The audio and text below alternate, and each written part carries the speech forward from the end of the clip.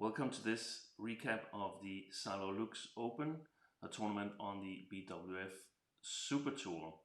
It's fair to say that the tournament had its fair share of surprises during the 6 days of competition. So let's go straight to the winners' circle to take a look who came out winners in each discipline. In women's singles, Kirsty Gilmour of Scotland played a fantastic tournament, ending a almost 2-year title drought from when she last won a tournament on this level. That was back in 2018 in her home tournament in Scottish Open. Here she started out in the first round by defeating the young Dane Line Kristoffersen in 3 games, 21-18 in the decider, and from then on she never really looked back. And of course the most surprising win was the win in the semi-final against Olympic champion Carolina Marin, whom she defeated in straight games, and went on to win the final convincingly against Yvonne Lee. Yvonne Lee could also, in my opinion, put this tournament under successes, as she reached the final in her home tournament for the first time and followed up nicely on her semi-final placement in the Denmark Open 2 weeks ago.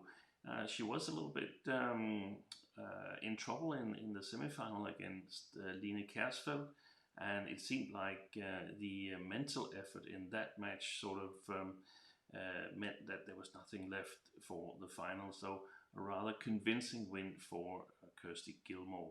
Lasse Molhede and Jeppe came out winners in the all-Danish affair in men's doubles, where they defeated Daniel Lundgaard and Mathias. The Danes were unseeded, but Lasse Molhede reached the final here in Saarbrücken last year with his then partner Mathias Schmidt, where they lost out to Chinese opposition. So in the final, Lasse Molhede clearly took control of the match early on, and there was never really any doubt that they were the better pair in the final. So quite fitting that 2 of the pairs who played best against the finalists in Denmark Open 2 weeks ago reached the final this week in Saarbrücken. In the mixed doubles, Mathias Christiansen and Alexandra Boje got revenge for their defeat 2 weeks ago in Denmark Open against the winners of that tournament, Mark Lamsfuss and Isabel Hertrich. The Germans were of course out to take the victory in their home event here, but the Danes, they learned more from the match in Odense and took the first game easily. Eventually the Germans forced a decider, but in the decider, after the interval, Christiansen and Boje took control of the match, and that means that Alexandra Boje could take her first victory on the Super 100 level. Mathias Christiansen won the India Open 2 years ago in 2018 with his then partner Christina Pedersen. Isabel Hertrich and Mark Lamsfuss, they had a fairly easy road to the final, whilst Christiansen and Boje once again had to beat Danish compatriots Nora and Maelund, and also in the semi-final defeated the Dutch pair Robin Tabeling and Selina Peak, who didn't play in Odense 2 weeks ago and thus played their first tournament in 7 months. In women's doubles, it was the Bulgarian sisters Gabriela and Stefani Stoeva who lived up to the top-seeded billing they'd gotten, and they started out losing the first game against young Danish Natasha Antonissen and Clara Graversen, but from then on they were absolutely dominant in the tournament.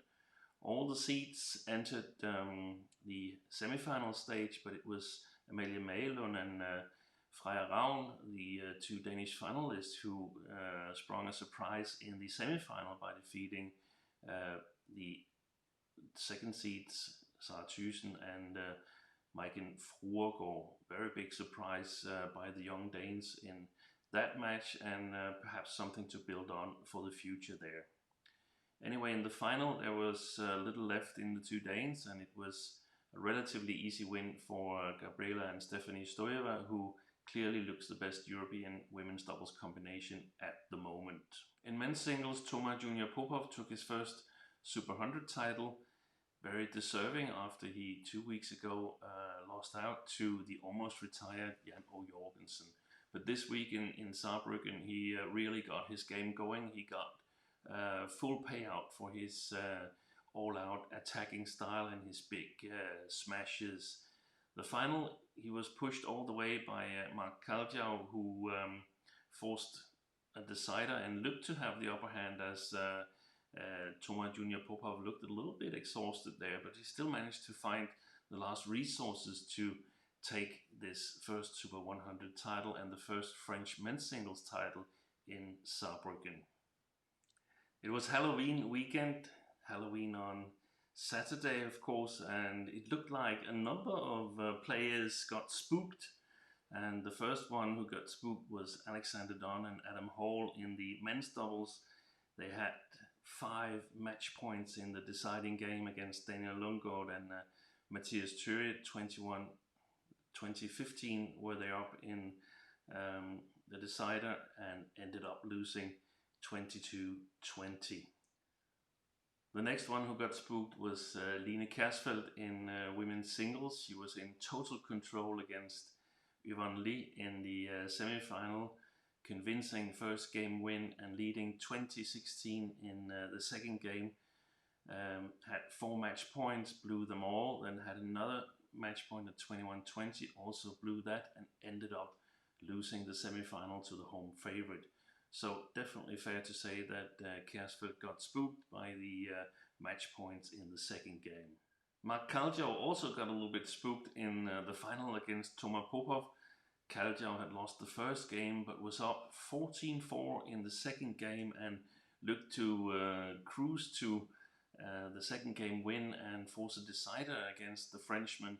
But all of a sudden he let Popov back in the game and fell behind 19-18 before eventually taking the second game 21-19. However, he had given the Frenchman some confidence, and eventually, as we know, Mark Kaljau ended up losing that final in 3 games.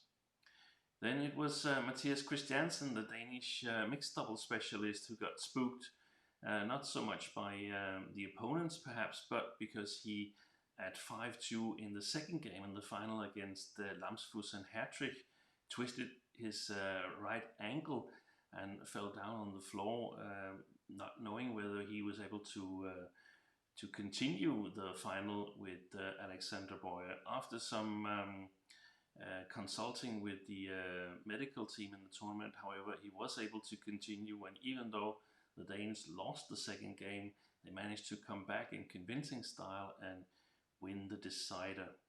Malon and Ravn, the 2 young Danish women's doubles players who played so well in the semi-final and caused an upset, beating their more renowned compatriots Thyssen and Fruergaard, they also got spooked in the final, I would say, against Stoeva sisters.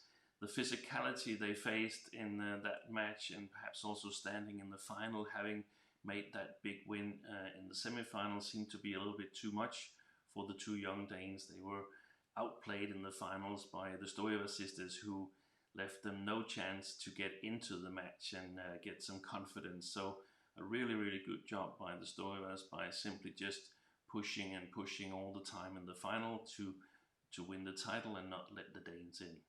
Caroline Marin, the Olympic champion, was also spooked, you could say, in the semi-final against Kirsty Gilmour.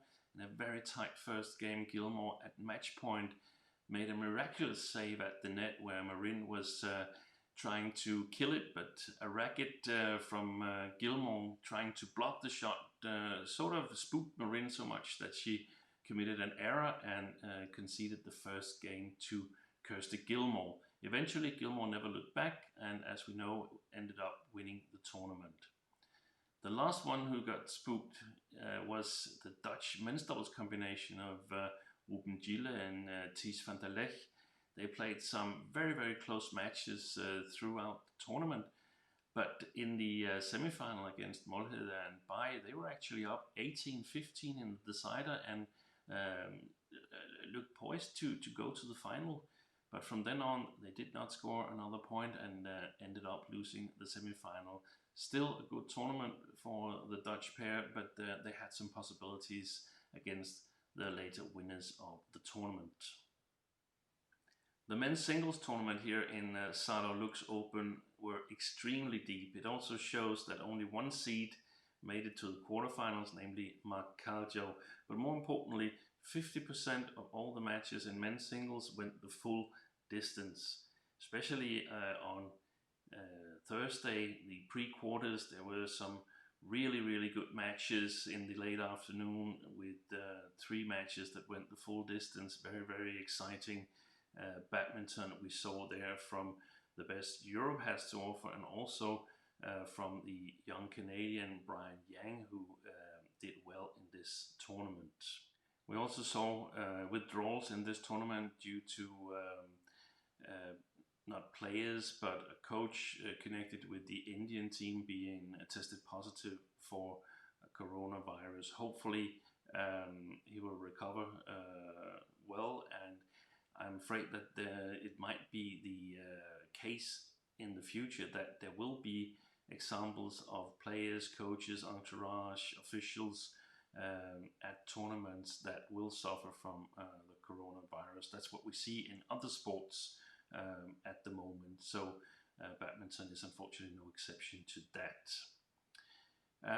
If we look at the bigger picture for these 2 tournaments here, the Denmark Open and the SaarLorLux Open, I think I see a trend where the younger players, the more hungry players, they have done well, whereas the players that are more settled in, they're perhaps they're playing, but they're also realizing that it is come 2021 that things get really important for them in terms of World Tour finals, Olympic qualifications, hopefully a better tour schedule, and so on. So that has given some of the younger players a chance to improve and get some self-confidence for the practice that lies ahead of them.